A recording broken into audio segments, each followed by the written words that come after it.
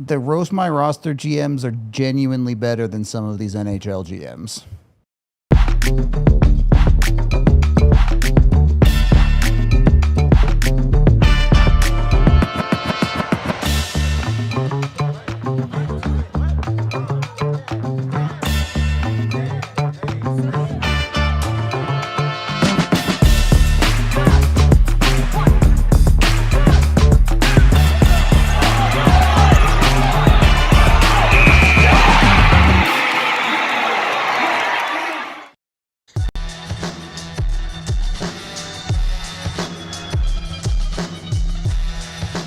What is going on, everyone? Welcome into the DNVR Avalanche Podcast, live from the Toyota Lounge. We got Ruda, we got AJ, we got Bailey here.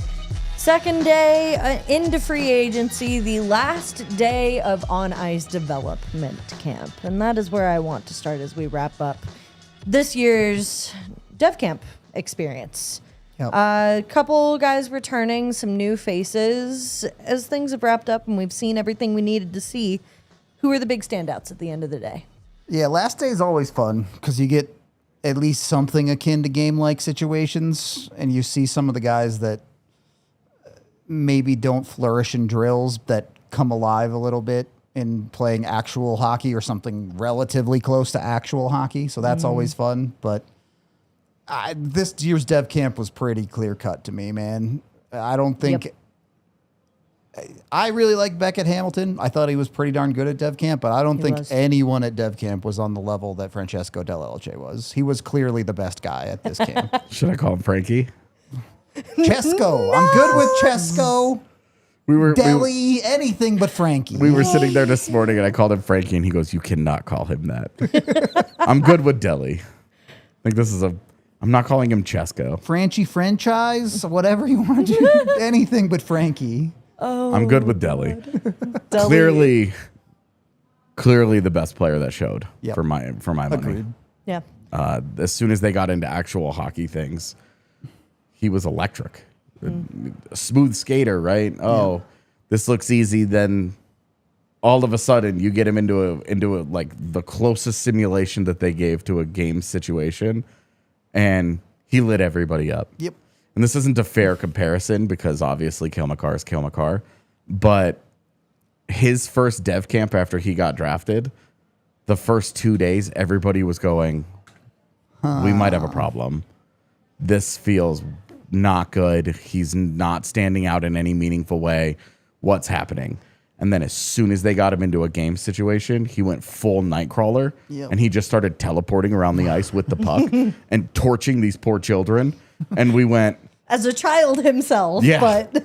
Yeah, the baby-faced assassin. Yeah, we were like, oh, boy. Okay, there it is.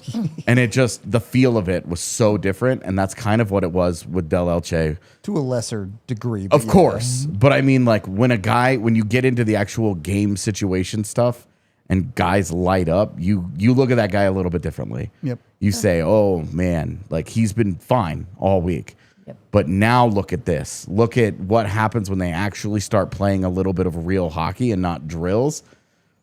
When those guys come online that way, dude, it's fun to watch. It's hard not to get overhyped about it, especially when there's no first rounder, there's no clear-cut tip-top prospect that was present there. Yep. It's a bunch of guys where when we do our prospect pyramid next week, we're going to have a good in-depth conversation about how we're going to rank them. Yep. Since there was no obvious, like, super skilled, like, separator that was there. Shelov wasn't there. Yeah. And there's no, like, first-round guy that you're looking at going, well, he's got the size, he's got all the tools. You know, look at this guy. He's a beast compared to these kids. Without that being there, it made it easy for him to be like, this guy's a stud. The standout. Yeah, this guy's a stud. And for what it's worth, too, media got to talk with Brian Wilsey, Director of Player Development, after today. Shout out Wills. And love Wilsey. He had DNVR a lot of... listener. Yeah. Unironically. Good friend, yes. It was good to see him today. Very has friendly. listened in his life. I don't know if he's... He was really excited when asked about Dell'Elce and made sure to, like, go on to say, like, while those observations of him kind of having a rough first year are true, he put a lot of pressure on himself, as players drafted in the way DLC was tend to do. And he's taken a lot of steps and been super receptive to the suggestions staff have given him and the direction in which they want to see DLC move in. And the next step up for him has been a significant one.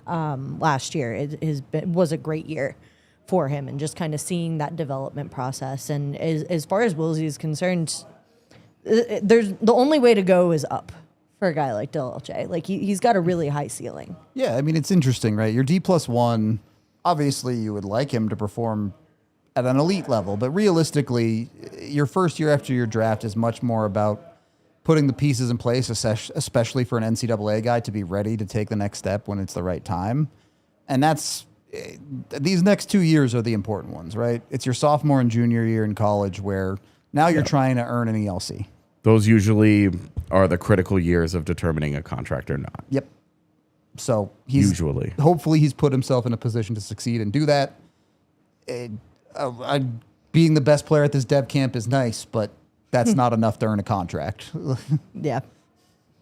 Of some of the other guys that kind of stood out to me, and today particular, my eye was getting drawn a lot to Lofgren. There's not a whole lot to be, I don't know, to take away from that, just because I don't know if I see the step within this organization specifically. But for a dev camp invite to do that, I thought was really interesting.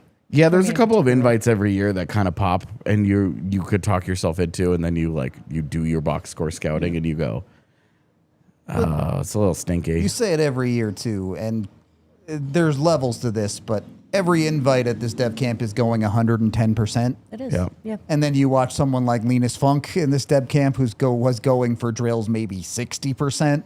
Nah, that's generous. It was not a whole lot. But then you watch someone like Funk show up today and get in game situations. You're like, oh, he's doing things today. He starts torching people, and you're like, okay, he's in bad shape. He's not taking drills seriously. These are all problems that you have. But when you watch him actually, again, he gets into game simulations and skills start showing up, and you go, all right. Yep. Feeling a lot better about this. You can feel a lot see better. It come to life. Yeah, that's I guess dev camp's always a fun one. It's kind of my first, like, with the way that it falls for the Avs, you're like, all right, we're getting into the dog days of the offseason. Definitely for the true junkies. Yes. You want to talk about your guy Beckett Yeah. before we get out of here? I love him. If anything happened to him, I would kill everyone in this room and then myself. Another guy. This is how you get a strike on YouTube. That's a well-known quote. Oh, it is. It is. He's a guy I asked Willsey about today, too, just because I was really interested as far as, Avs haven't had a whole lot of high draft picks to develop in recent years. And now they've got one showing up in the way Beckett Hamilton has. And it's somebody Brian really, really enjoyed watching this dev camp. I mean, the thing I really liked about Beckett Hamilton today is, okay, it can translate to game-ish situations. When you get these guys that are, they're all heart, they do all the leadership stuff. Yeah, it's no surprise that they come out and look good in the drills. Like, great. We can like that. That's a good thing. Doesn't necessarily mean anything about him doing actual hockey things. Yes. Just ask Marek Svatos. Yeah. But Hamilton came out and showed pretty well for himself today. One, I have liked his finishing ability. And for the record, one of the best dev camp days for goalies I've ever seen today. Goalies were on one today. Ever. They were playing great. Yeah. As the guys were switching ice, I was telling you guys this earlier, but a bunch of the guys came off the ice and they were like, goalies are hot today. Like that, everybody was really impressed by it. But for Hamilton specifically, the thing that I really liked is not necessarily about him, but his ability to play with other guys. They put him with DLC a lot in the play stuff today, and it clicked right away. Having that ability to, and there's a very wide range of skill levels at an event like this. But knowing DLC is one of the best guys in this event at camp, and seeing Hamilton be able to keep up and play with that is encouraging about his ability to take whatever the next step in his process ends up being. Well, and I remember reading stuff as we were watching the second day of the draft too, and a lot of the scouting about Beckett that came out was like, he's really good at creating situations for himself. He's really good at handling the puck by himself, but he needs to use his teammates more. Yep. And we saw that today. Like when you see him paired with a guy who stood out as well in Del Elche.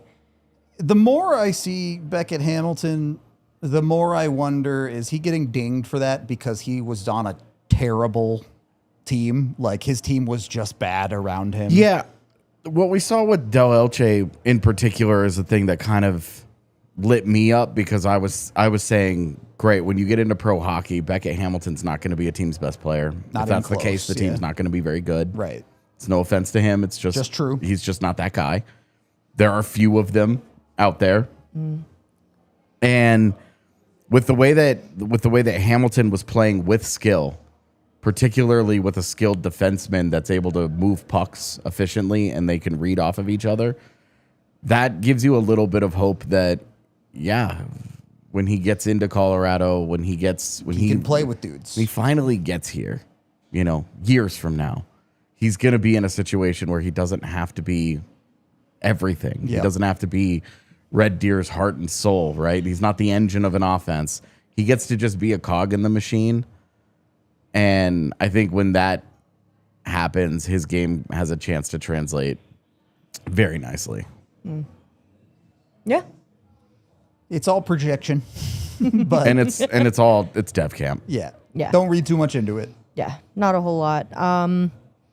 So yeah, it was a nice little way to also kind of see too, because something we haven't really talked too much about is the ECHL expansion for the team too. That you're seeing a couple guys who could be making an appearance there. Yeah. Down in Albuquerque. It'll be interesting. We've talked off air about this a couple times now, but I think given the fact that the Avs keep bringing Rylan Kovacevic back, like he's probably going to get an AHL deal at least or something. Like, and this dev camp has been a direct pipeline into rookie camp, which has given way to AHL deals for some of these guys that they want to give. They want to keep giving looks to at the bottom rung of their pro side of their organization, and.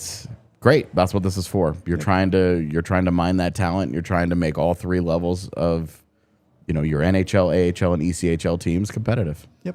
For what it's worth too, rookie tournament just announced. Yeah. In San Jose, literally right before recording this. Yeah. I personally always love the rookie tournament. Same. It's one of the funnest things about preseason for me.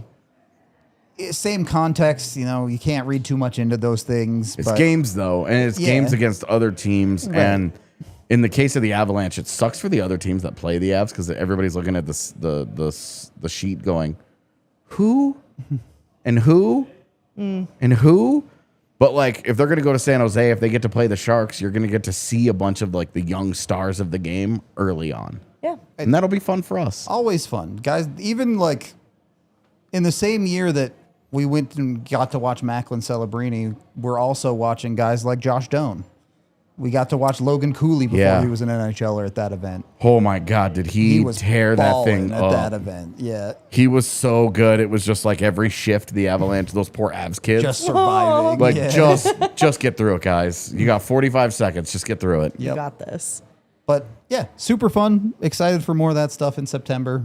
But in 2 weeks, I'll be begging for any level of hockey. So I was gonna say we're getting to the dog days. Yeah. For what it's worth, just to kind of touch on this tournament a little bit more, the Avs do have 2 games in September, one of which is against Anaheim, the other of which is against the Vegas Golden Knights. Oh, no. Yeah. Bullshit. no, they traded Kolasar, though. I know he wouldn't be at the rookie thing, but Yeah, Colorado and Vegas playing each other sucks because those are two teams that don't care about their prospects. Yeah. Well, I was gonna say too, if it's anything like the Vegas rookie team of last year, it's just gonna be a ton of NHL or AHL games played. That's so a couple years ago, the one that they had in Arizona, the LA Kings basically brought their AHL roster to it. Oh, And they were God. just destroying everybody. And it was like, what are they getting out of this, man? This is so that dumb. roster is like, that guy's 25. Like, Right. What is he doing here? And it was Really? like, it's 25. He's been in pro hockey for 4 years. Like, he's a true. He's a legit AHL player at this point. This is not about development of any kind. NHL rookie. This is about you guys trying to bop everybody at this dumb showcase. What is this? It's very quickly Toyota Chet asking about Christian Humphries. I thought he was very good today. You put him in those game situations and you see the puck skill pop for a guy like that. He's pretty electric. Yeah. That's an arrow up guy for sure. It had a really good camp last year. We'll see if he can build on it this year. Yep. Couple other things to, I guess, touch on before we get into our main topic of the show, which is talking about some really bad contracts. We do have to hit our first ad break of the show, and then we'll get right back into it. Common Spirit Health, official healthcare partner of the Denver Broncos. We love us some Common Spirit Health here at DNVR. At Common Spirit Health, they're more than just hospitals and clinics. They're a team of passionate and expert caregivers dedicated to your well-being, woven into the very fabric of your community. From preventative care and advanced surgical solutions, their skilled physicians and caring staff are here for you, offering personalized treatments tailored to your unique needs. You can expect a blend of cutting-edge technology with a commitment to human kindness at their 20 hospitals and over 240 clinics and care sites right here in Colorado. Whether it's a routine checkup, managing a chronic condition, or responding to an emergency, you can trust Common Spirit to deliver exceptional care close to home. Experience the difference compassion makes. Find a Common Spirit location near you and discover a new standard of health and healing by visiting mountain.commonspirit.org. As mentioned, Common Spirit Health, official healthcare partner of the Denver Broncos. Look, I love being healthy and walking as much as the next guy, but sometimes you need to go somewhere and you need to get there in a car. So go get yourself with the official vehicle of DNVR in Toyota. Of course, they have trucks that have been part of their DNA for generations, but they've got SUVs, sedans, everything in between. A vehicle for everyone, whether you're conquering the off-road trails or hauling the weight of the world. You can check out the trucks like the Tacoma and the Land Cruiser, the SUVs like the 4Runner and the RAV4, the sedans like the Corolla, and many other options. 17 of those models have all or four-wheel drive available, so you'll be comfortable on the roads, even in the rain and snow. I like that. I'm not an off-roader, I'll be honest. But if you like off-roading, all-wheel drive helps also. More importantly for me, they've got 16 different low and zero emission hybrid vehicles.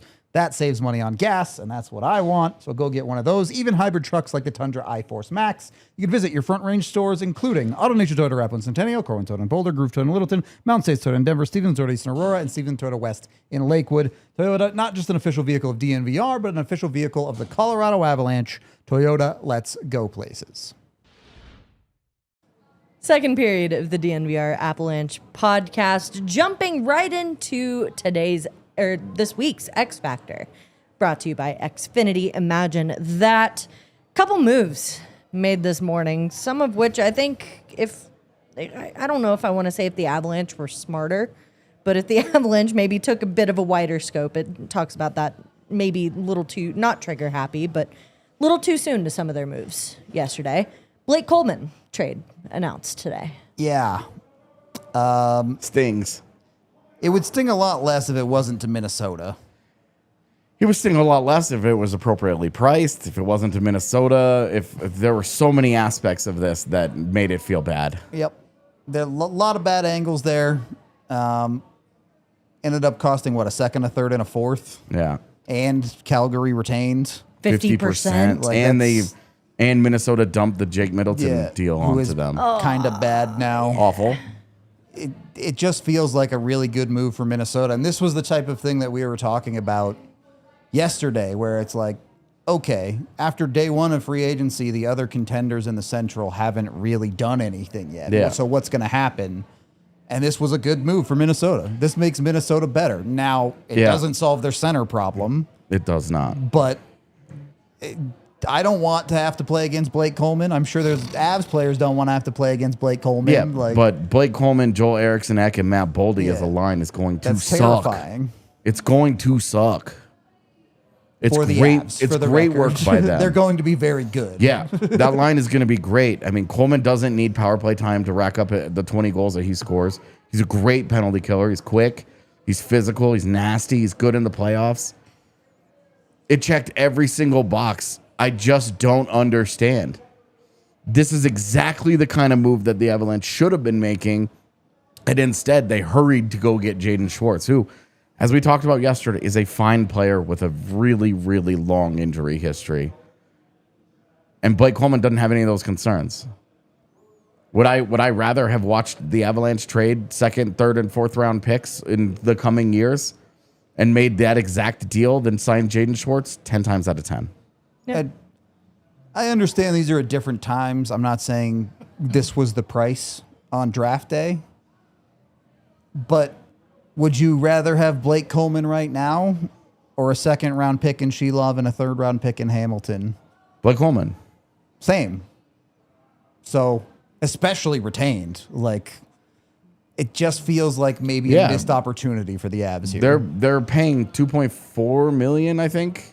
Yeah, something like that, yeah. 2 point something. That's $1 million. So it's $800K less than what the Avs are going to be paying Jaden Schwartz. Yeah. For a worse player. And it's only for the 1 year. Calgary taking that deal now is shocking to me. They would have had one of the best players available at the trade deadline again, and they would have been able to get the kind of haul that they got last year for waiting it out with Kadri. And instead, at least, they just went, let's go. Yeah. And kudos to Minnesota. That's a great bit of business from Bill Guerin. It doesn't address any of their real problems, like the center depth and their defense. But you got better for cheap. But it's a palatable price, and it's a clear win for you. Yep. So, yeah. Tough. You used basically the Val Nichushkin framework. Mm-hmm. Yeah. Simple as that. You could have just traded Nichushkin for Coleman straight up. That would have been fine. Yeah, if Nichushkin... I would have liked to have known what the Ottawa deal was that Val vetoed. Sure. I would like to have known the details on that, but he said no. We'll never know. Yeah. End of it all. As much good as we're sitting here talking about Beckett Hamilton and how much we liked him at camp and the potential path for him too. If Beckett Hamilton helps you in the NHL in the next 3 years, you've hit a home run. Yeah. Blake Coleman helps you today in the NHL. Yeah. Well, not to say, like, the Avs window isn't going to be open forever. Yeah, exactly. That's where I'm like, yes, these guys might be decent or even potentially great NHLers in 3, 4, 5 years, however long it takes for them to develop in this Avalanche system, which is notoriously shaky. It's just the world the Avs live in is help now is more important than help later. Yep. Yeah. This is true. That's where their core is at right now. Yep. Yep. That was the Xfinity X Factor. Imagine that. Another move that I guess I briefly want to touch on just because it's Alexander Ovechkin. We get 1 more year of Ovi in the league. $9 million is a lot. And that's essentially a $9 million deal. It's a 10-game get bonus paid. thing. Oh, God. Tight. Yep. Yeah. I don't think the Caps are thrilled about it. They're being held hostage here. I don't think they love it. And I was telling you about this, AJ. If he gets 30 plus again this year, is he going to run it back to try to get to 1,000? Yeah. Like, this might just keep stringing out. He needs what, 71, I think, something like that. Yeah. So if he gets to 30, 35, first of all, amazing season. True.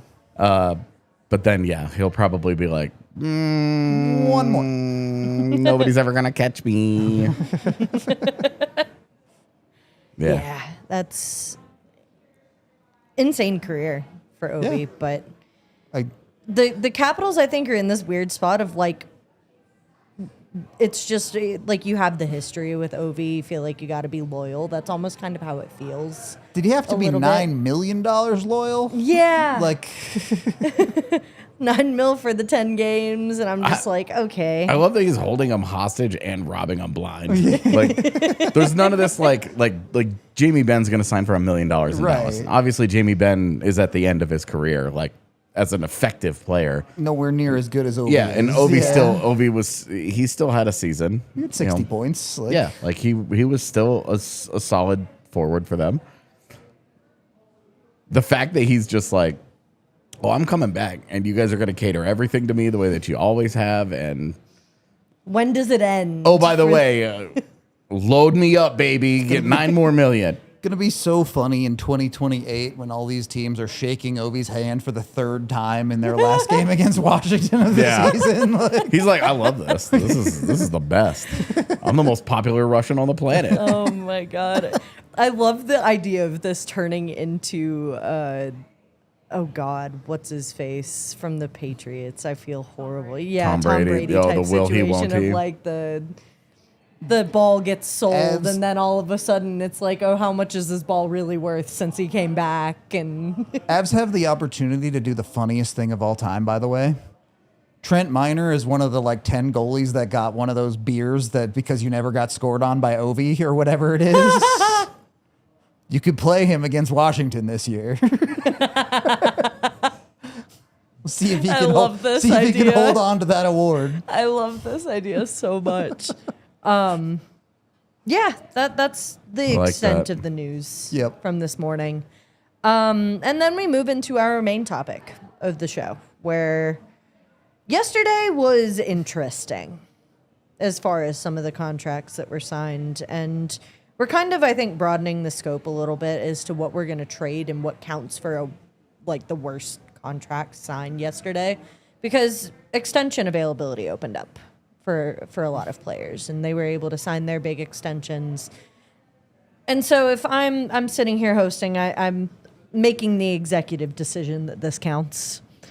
But yeah, we're going to talk about some of the big bad contracts that were signed yesterday. So Tiff, There's a decent number. there's a few of them. Oh, I get to go first. Okay. What the hell is this? No, I'm just kidding.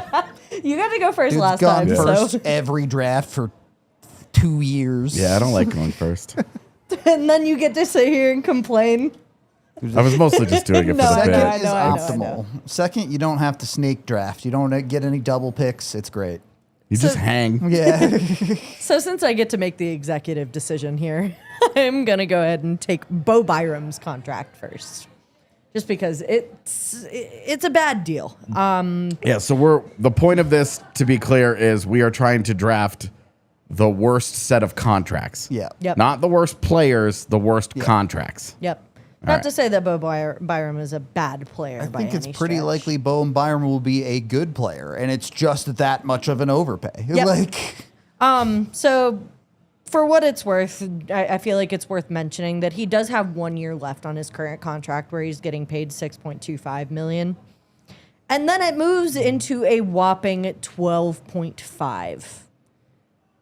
And that just seems like a lot for Bo Well, and Byram. At the time of signing, he's the most expensive defenseman in the NHL. Yes. At the time that it actually begins, he won't be. he won't be. Yes. Because Hughes and Makar, minimum, will surpass him. Yeah. But the fact that he's sitting there pacing with guys like Cale Makar, like Quinn Hughes, it just doesn't seem like the kind of money that a guy like Bowen Byram should be able to command. And I think that's just it's where the market is at currently. This is- That's really what this is. It's like if who traded for Alex Tuck? Washington. Yeah. It's like if Washington had traded for Alex Tuck and then given him $14 million. We are like, that's a good player. But what the hell are you doing? Yep. Yeah. Again, if Byram is anything less than a top 3 defenseman in the NHL, that contract is bad. Yeah. And is there a world where Byram becomes a top 3 defenseman? Maybe, if you jump enough universes. But in the world we currently live in, he has not shown any indication that he's that guy. It's possible, but he's never been a number 1 on his own team. Yep. And you could say, oh, well, that's because he was playing behind Cale Makar and Rasmus Dahlin. Well, guess who he's just got paid more than? Both those guys. Both of them. Mm-hmm. Again, that won't stick. Of course. But he's being paid like he's arguably the co-face of the franchise next to Connor Bedard now. Well, and What the hell? that's the point that I'm going to bring up here, though, too, is yes, you have Connor Bedard leading the forwards, but right now they're looking at Bowen Byram as being their best defenseman. That's the only argument that I can think of that they would pay him that much money, is they're expecting him to change the face of their defense, to be the guy. Again, and I said this on the other day's show, if you changed Bowen Byram's name or you blacked out the name and you did like the player A, player B thing and you showed someone Bowen Byram stats, I think people would struggle to pay him $8 million, let alone 12.5. Like, it's crazy. You overpaid by like possibly 100%. Yep. It's so funny. Possibly by 100%. It's just a great quote. I do want to let Rudo make his pick, but we do have to get into our second ad break of the show. You got a little bit of time to marinate on your I don't first have to choice. think about this one too much, but Let's go ahead and get into our break, and we'll get back to the drafting. You know, it's been insanely bright outside recently. There's not enough cloud cover, too much sun. And I understand it's summer. should see my wife sunburn. Oh my gosh. As long as your eyes aren't getting sunburned, I think That's we're a fine. real problem. This is a really big problem. You know where you can help with that is with our friends over at Shady Rays. You know that moment where you realize you left your favorite sunglasses at the beach or on the roof of your car. I've done that once or twice. We're at a gas station 3 miles away, 3 states away. Well, I've been there too.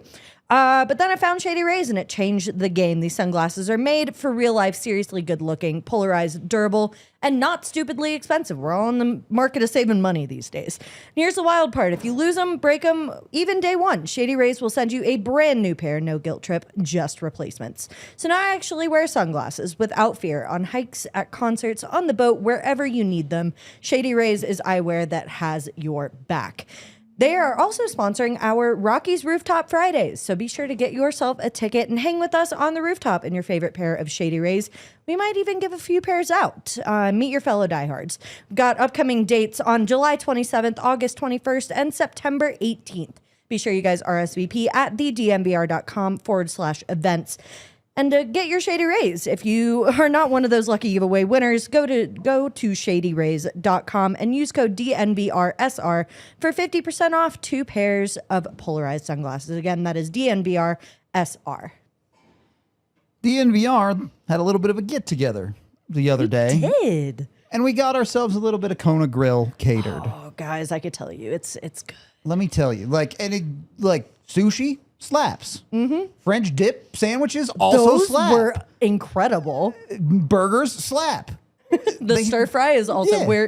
we're still picking through that upstairs. Everything and on it's their fantastic. eclectic menu, all of it is great. Like you can't go wrong. They have 22 locations across the U.S., including one in Cherry Creek. You got to stop by. Try their $6 Kona Bar Burger, available all day, every day at the bar. Of course, they have happy hour at 3 different levels from 2 to 6 p.m. with great bites like chicken satay, ribeye meatballs, crafted margaritas, and those sushi rolls I mentioned. You can do their tasting menu if you want to try a little bit of everything. $39 for a 3-course menu that includes app, dinner, and dessert. They also give you a glass of wine or bubbles if that's your thing. It's a great deal there, 3 p.m. to close every single day.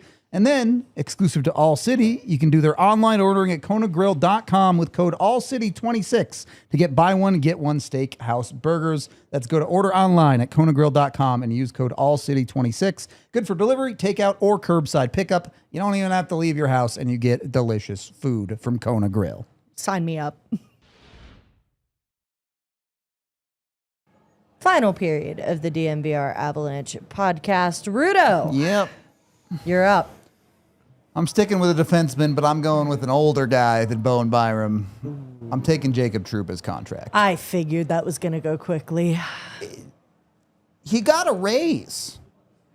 Yeah. He got paid more money than his last contract. and He for scored- what? He scored 10 goals last year. He did. He scored, had a renaissance in some ways in his offensive point numbers. But then you remember that's in an Anaheim environment where they just played YOLO hockey all year. And then on top of that, his production numbers actually well outperformed his underlying numbers. And if it was Jacob Trouba for 1 year at 8.25, I wouldn't care that much. But they signed up for 4 years of this. There's no way that contract doesn't fall off a cliff if it doesn't start off the cliff. Yeah. Like, you're just asking for a disaster of a deal. And that's far from the only bad move of that kind that San Jose made on defense. But that one's a trade, so I can't really count it. Yeah, we didn't include trades, Yeah. so there's no Trouba Nurse combo. Yeah. Yeah. That would be up there. But this is just too much money for a guy that is not going to help you as much as you think. Yeah. And I have a significant problem. If Jacob Trouba went to Calgary, hey, we're just trying to get to the cap floor, man. If Jacob Trouba went to, I really don't think, I think Chicago would have been a similar place to San Jose. As teams that are trying to turn the corner, you can't cut corners. Vancouver. Great point. Vancouver would have made sense. Except an American in Canada is now apparently not allowed. Americans just don't want to do it. But I want to see that group chat. When you make moves like this feels like how you get to the Calgary zone or the Minnesota zone of, okay, you might make the playoffs this year, but are you ever going to be able to turn this to a contender when that contract becomes an anchor in the middle of the primes of your key players? Yeah. I hate how it looks. I hate the concept. I just think it's bad business. I agree. I think there was plenty of bad business that got done yesterday, but a lot of it is bad business that like you can mitigate. Yep. Like, do I think that signing Eric Howla and Scott Laughton is good business for the Los Angeles Kings?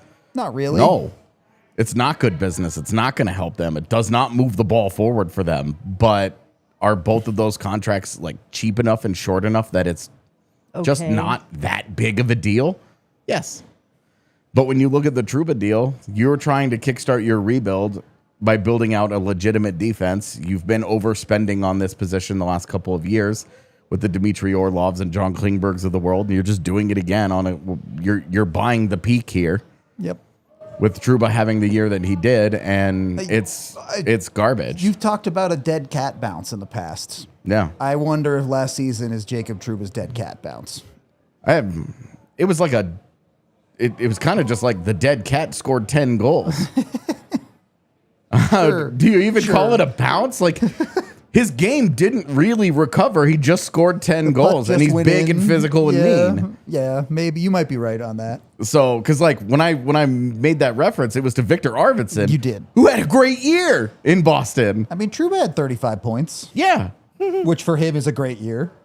He's done For them. him, though. He's done Yeah. it in the past. I mean, it's been a while, but sure. But yeah, and that's why I'm like, what are you trusting? That his points went up when he got into an extreme offensive environment, or that he continued to be a bad defensive player, and again in an extreme offensive environment, but he was bad even before then. Yeah. His defensive game has eroded over years. It's a nonsensical deal to me. The Darnell Nurse trade is also odd, especially given that they just bailed out one of their division rivals and their biggest problem. I don't think that trade would have been that bad if they got Edmonton to retain. Yeah. But they just took on the full 9.25. They ate the full boat of it, and you're going for what? For like a at best a second pairing defender that has a history of falling apart if you actually make the postseason in the next year or two. Yep. And he has to be overplayed now. There's no sheltering him. Yep. There's no Matthias Ekholm in front of. You're gonna tell me Dmitry Orlov's gonna play in front? Stop it. He's your highest paid defenseman now. Yeah. Like, Despite your own best efforts with this Jacob Trouba shit.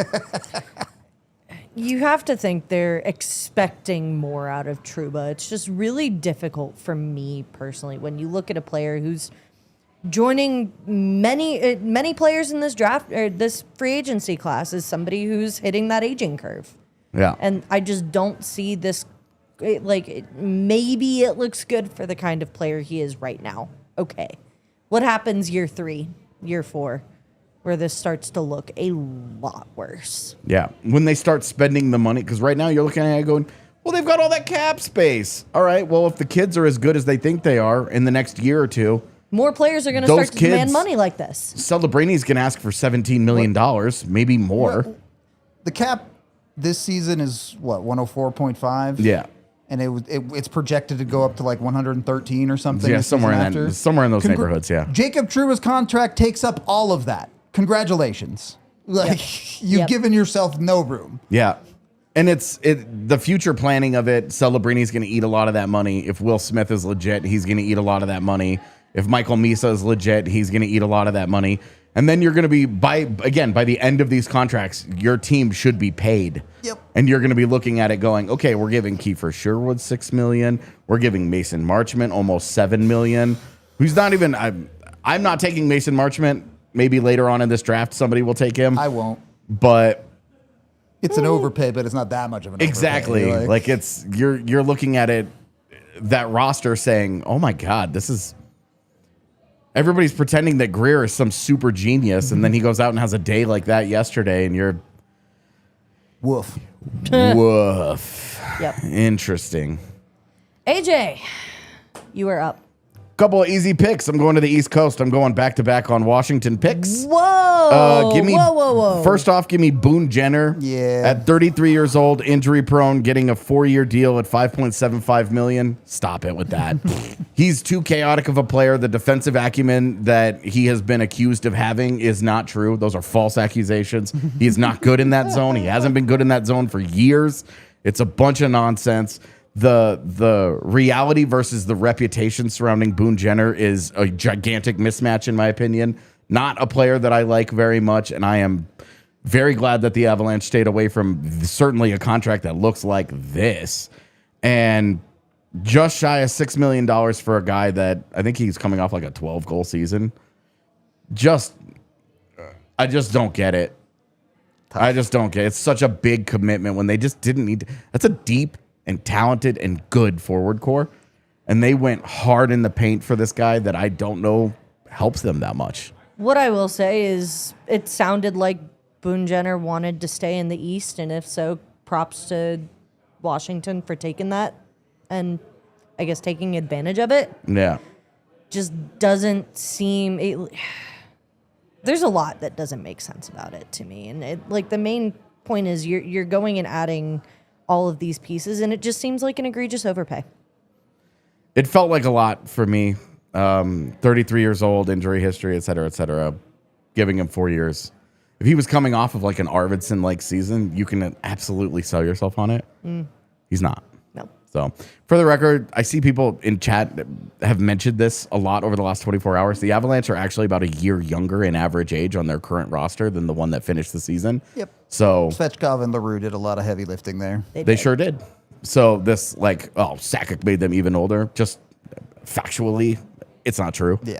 It'll be even less true when their 13th forward is one of the children. It ends up being Brindley instead of Hinostroza or something. Pick any of those guys. Sure. It'll be Hughes, younger. So Makar, whatever. did they get like substantially younger? No.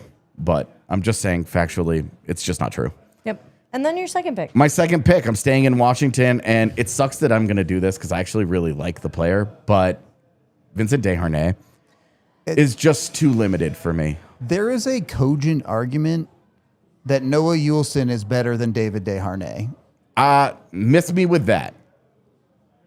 Because Juulsen is just not effective enough in his own zone. Desharnais has shown the ability to actually be a shutdown guy. He's fine. But it's a shutdown guy against the weakest competition that a team has to offer.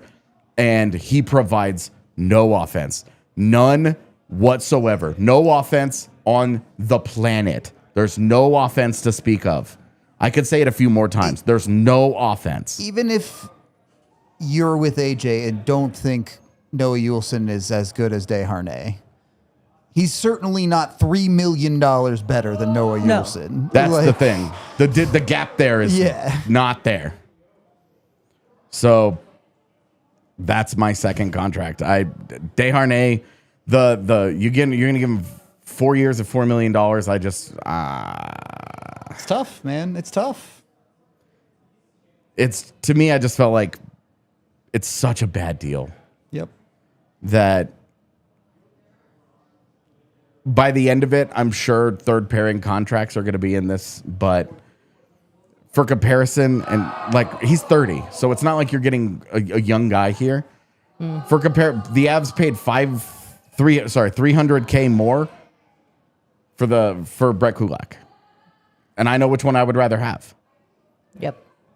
By a long shot, I know which one I would rather have. It's not close. Desharnais is not a bad player, so this isn't like with Jacob Trouba, where you spent a lot of money and you might And not have he's gotten a very good kinda guy. bad, yeah. But with Desharnais, like the way to get the good out of him is you shelter the crap out of him. Makes no sense to me to give money on that limited of a player. Yep. Yep. Agreed. Rudo. Yeah, let me just confirm here. Yeah, okay. I was picking the Toronto guy either way.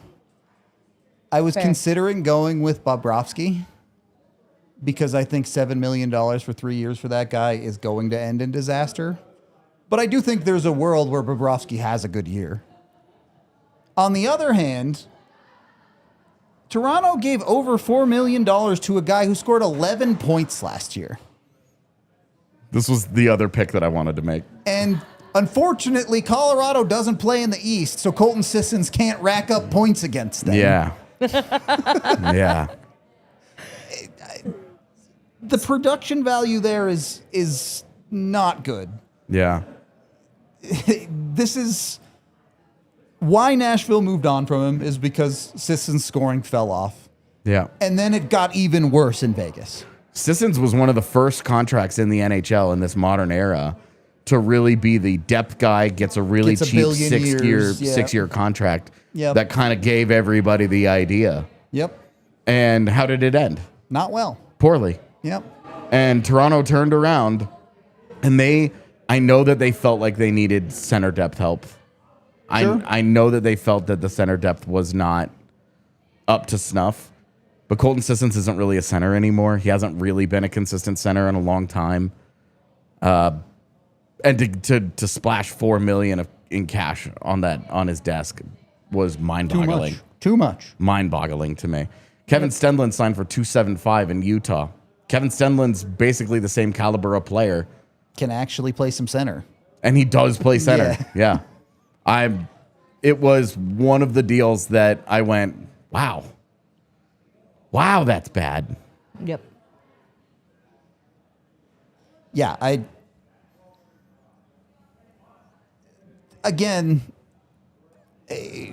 one of the guys on this list, when we're all said and done, is going to go on to have a really good season.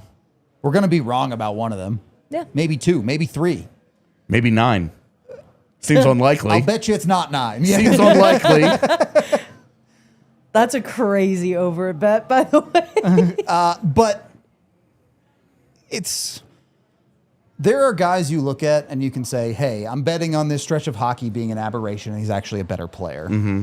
And then there are guys like Colton Sissons where it's like, when you look into the underlying stuff, it's like, actually, I think his 30-point season was the aberration and he's actually not that good. Like, yes, he could defy that. Maybe Toronto puts together a really good bottom six like we've talked about, and that just clicks and everything comes together. But I think more likely you're just going to see Colton Sissons continue to be an impact player. This is fair. And then, like, even if he's a functional fourth liner, are functional fourth liners really getting $4 million? Is that really the market? We'll see. Like, when Jack Drury got 4.5, we said he's a great defensive center. He wins a ton of faceoffs, and he's 26. Also, is currently constructed, he's probably their 3C. Yeah, arguably might play 3C for them, which, good luck, fellas. But there are arguments to be made there. With Colton Sissons, not a single one of those applies. Yep. Not All a right. single one. Jack Drury just had a career year. Colton Sissons just scored 11 points. Yeah. Far from See a how that career year. works. I'm going back to the East Coast.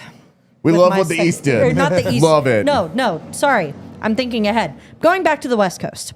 Sorry. Sticking with the San Jose Sharks, because there's a lot of moves we could pick Yep. from everything San Jose did yesterday. The Mike Greer special.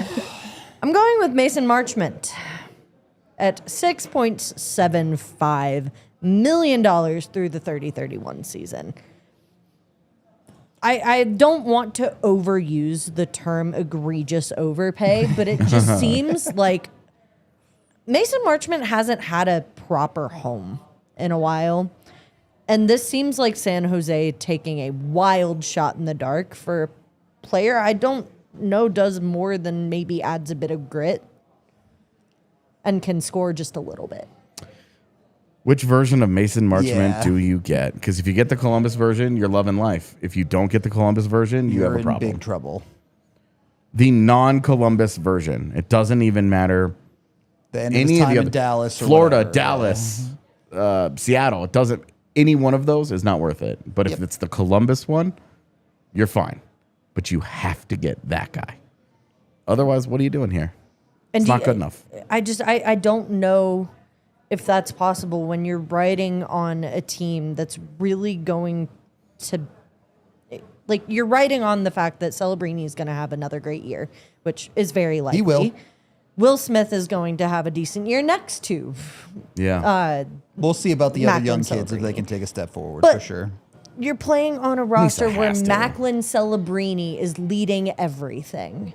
Is he going to have the talent that he needs to perform on a Columbus level? Yeah. Or I think the infrastructure around Marchment is good enough that he should. He's going to get opportunity to be legit. He's going to get the opportunity to fall on his face. It's the same thing with Kiefer Sherwood, though.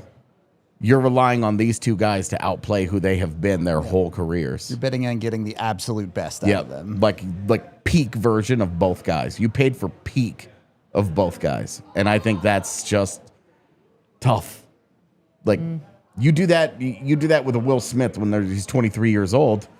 You're comfortable. Hey, we're gonna get a lot of good years out of him, even if one of those years is way better than the others. Again, Sherwood and Marchment. I've tied Sherwood to this, but Sherwood and Marchment. Are you really gonna get a 60-point guy out of him? and the problem is when That's you tough. combine that money with that term, right? If you sign Mason Marchment to this for 2 years, especially where the Sharks are I'm at, fine. You're saying, hey, this is a mercenary. We're trying to get to playoff status with a guy like this, and then we can reassess in a couple of years and figure things out.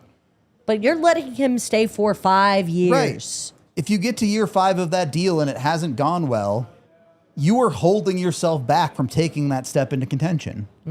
And, like, yes, there's a world where these things work out, and Mason Marchment has the best 3 years of his career right now, and then that deal looks good. Yeah. But if not exactly that happens, it just feels like, and again, it's hard to separate because of how many of these deals they made, where the combination of all of them is like, at what point are you just handcuffing yourself to the salary cap? Yeah. Like, Yeah, man.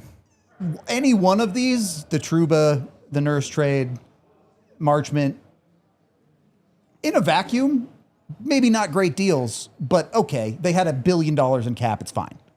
All of them together, it's like, that's starting to be a lot, man. Yeah, when you go Marchment, Sherwood, Trouba, Yep. Nurse, you're going, hey, this is a significant amount of money now. Yep. Like a fifth of your cap is going to be tied up by guys that you're just hoping things go well. Middle six and second pairing guys. Yeah. Like, In 3 years, Jaden Schwartz will cost the Avs 3.2, yep. If that. and Mason Marchment will be double. And will there be a significant difference in who they are as players? Maybe. We'll see. But that's a big bet for the Sharks to make. Yep. It's a big bet. And then for my snake around 3rd round pick, this is where I got tongue tied because I was thinking of going back to the East Coast and taking that Bob deal since you didn't pick it up. I get it. I think I'm going to stay in San Jose though, Nice. because the more I look at it, I really don't get the Michael Kesselring deal. Okay. We can fight about this. Oh, Yeah. I'm in on him. really? Yeah, I've always been a big fan. I think last year in Buffalo, it just didn't go well. The money was probably too much for my liking, but that is one where you go, they've got the space, and in 3 years, they'll be fine. And it's only 4.5. If he becomes a second pairing guy, which he's shown the ability to be, they're in the money. He's right-handed. He's 6'5". He moves well. Like, there's a lot to really, really like about Kesselring's game. he just fell apart in Buffalo. Was what happened in Utah and Arizona, like, was that legit? Or was what happened in Buffalo the aberration? Or was that who he really is? Because that answer to that question is going to be enormous for the Sharks. And that's where I'm like, I'm just not entirely bought in on it, just because you're on what has been the best Buffalo team in years. And you've got it, like, talk about having the infrastructure around you to succeed. Yeah. Or at least do more with what he was able to do. Yeah. He only played 34 games for the Buffalo Sabres, which I think is it deals into part of this, but in those 34 games he put up 2 points. A lot of healthy scratches for that guy. It was a disaster. Yeah. And so a disaster. That's where I'm like, this could either come to bite me in the butt later. I don't know if it does, just because it's really, it's going to be really telling just how much trust the San Jose Sharks put in him to be one of the next best defensemen on their team. Yep. I have no notes on Kesselring. I think he's fine. I've always been higher on him than a lot of people. That's one of those guys I've been out on a limb for years. No. He And made me look real bad last year. He made me look real bad. Yeah. Again, I look at history. He hasn't hit it, like, as somebody who's touted as, like, ideally having an offensive jump in his game, hasn't hit 30 points yet. I played all 82 games with Utah the year before, and it's just like, I hope that infrastructure helps him. I really do. The price tag on it for me doesn't sell it. A lot of expensive prices in free agency this It's kind year. of the point. Yeah. Yeah. So, Rudo. I'm also going with the defenseman, but I am sliding a little bit east of you to Vegas, and I'm taking the Rasmus Anderson deal. Really? I really thought you were going to say the Lazon deal because he's way worse. It's also bad, but Rasmus Anderson has the potential to be catastrophic. It's a lot of money. It's $8.5 million. It's very similar to Trouba in terms of their overall impact. Yep.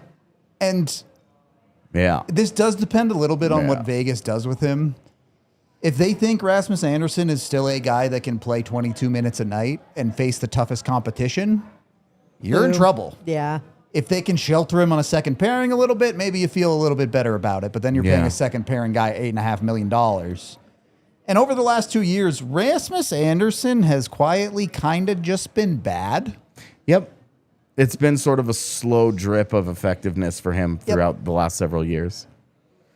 I'm with you. You and I were nervous as hell that the Avalanche were going to get themselves involved in the Rasmus Anderson nonsense and they were going to overpay for it. And that guy, he's got bad boots. The physicality is there, but he struggles in a lot of aspects on both ends of the ice. Seems like he's grasping at straws, or at least the bare bones of what he used to be in Calgary at this point. And I just don't, it just hasn't aged well, at least well enough for me to like it for Anderson. And you look at a guy like that too, and you get into the same conversation that you kind of do with Martin Necas and saying, like, all right, if you can do enough in the regular season, that's fine, but what can you do for me in the postseason?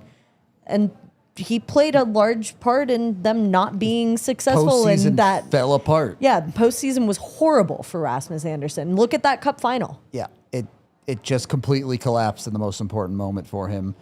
I know he scored 17 goals last year. He also shot double his career shooting percentage last year. He's always been a defenseman that could score a goal, though. Yeah, he's but always had a really good shot. When that drops from 17 to 8 next year, no one's going to be surprised. Yeah, Like, if it's 10, you feel way worse. right. Way worse. So, again, could absolutely be the guy on this list that I end up wrong about, and he has a great year in Vegas, and everything feels awesome. Mm-hmm. But recent trends indicate there could be a fall off there. Those guys never get punished for bad deals. Those guys It's true. just Vegas is always right. They've you got know? magic. It's And truly if they're wrong, remarkable. someone will take on the cap hit for nothing. Okay, have fun. Yeah. That's how I feel about that. AJ, All right. finish us off. I'm going to stay in Washington, Oh, and I'm going to take my Alex God. Tuck. All right. A guy on my list as much as I love him. Yeah, I really like the player, but 8 years for a 30-year-old who's cracked 70 points one time in his career is a lot of money. Yep. Yeah. It's a lot of money. Consider what the Avs paid for Marty Necas, right? Who is in the heart of his prime right now. And he's 3 years younger than Alex Tuch and is coming off a 100-point season, and the Avs are getting him at 11.5. Yep. These guys are getting him at 10 something. 10.5. Yeah. It was 10 and change. Yeah. Turns out it's almost 11. Halfway to 11. Is Alex Tuch $1 million less than Marty Necas good? And that's like Tuch does so much well. Yeah. Okay, he plays on But the he's not PK. back. He plays obviously we're just comparing him to Necas now, but he plays like a harder physical game. For sure. He's a good goal scorer. He gives you 30 every single year. It's all good. Yep. Do we need to do the thing? Yeah, I was going to say, as we get into overtime here at the DNVR Avalanche podcast, conversation continues over at the DNVR.com. Alex Tuch is another one of those guys who I think his season in Buffalo certainly helped him. Yeah. But is that enough to justify? Yeah, I mean, he's a consistent guy, right? He gives you 30 goals, but he gives you right in the neighborhood of 60 points. That's great. That is not $10.5 million great. For me, miss me with that. That's a mess. $8 million. $8 million. With a little bit less term. $8 million, I'm with it, man. Yeah, 8 years for a 30-year-old is going to be tough. But if he does not age well, and by age 34, he's a problem, like you're sitting on the worst contract in the league. It's brutal. It's really, really risky. So I didn't come in here with the intention of taking only Washington players, but I just had their offseason. Look at that list and tell me it's a good list. I think you could argue for Ovechkin's contract is a bad one too. It's Oh, pretty. my It's God. pretty. Just with blah. the Yeah. bonuses alone. Yeah. Like Is what gets me with that. Yeah. 10 games. And like you Making $9 again, million. You look at my list and you have two of those players are pretty good players, and one of them has the reputation of being one. It's just not reality. Yep. That's, I believe, going to do it for us here in our draft. This will go up on socials later. Let us know who picked the worst list. we got to speed run the super chat. Oh, yes, we do have one super chat to get to here. $2 from Ryan B1. I know it's just UFA, but anything the Sharks did. Not a That's good why day I for my picked career. two of them. Not a good day for him. Yeah. So, we got the day off tomorrow. We're going to go enjoy our 4th of July, but we'll be right back at it with some free agency coverage next week. Until then, this has been the DNVR Avalanche Podcast. We'll see you all next week. We all silly like the mayor.